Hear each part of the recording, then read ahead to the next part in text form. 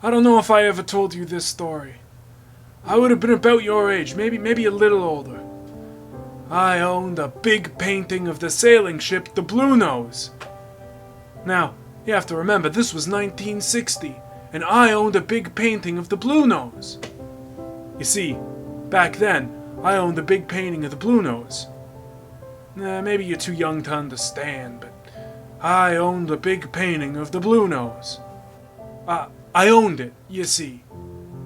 Heck, I owned a big painting of the Blue Nose. Goodbye.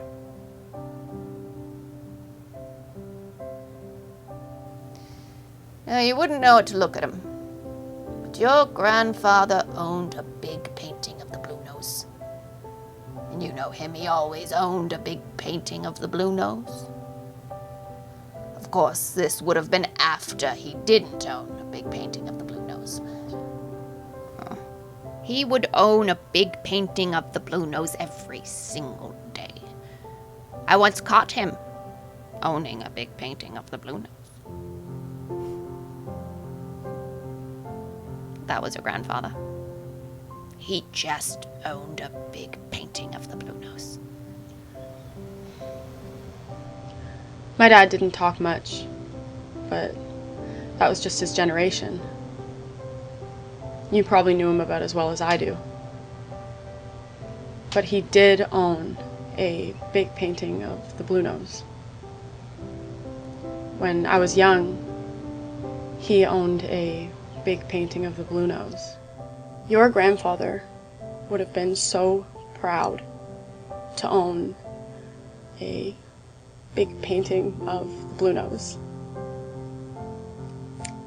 And he did. And he was. I just wish that he could have owned a big painting of the Blue Nose and wish granted. Donovan. Are you related to Mick Donovan? Even as everything fades, it remains vivid.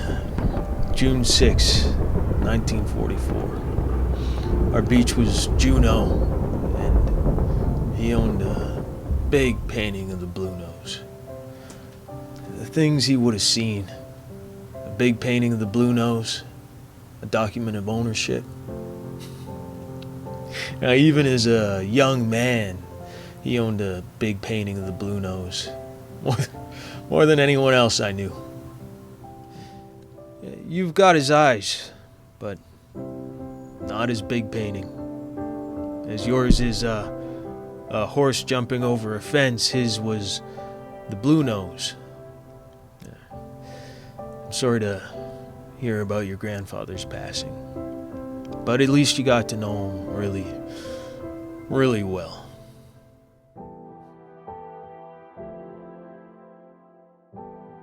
He owned a big painting of the Blue Nose.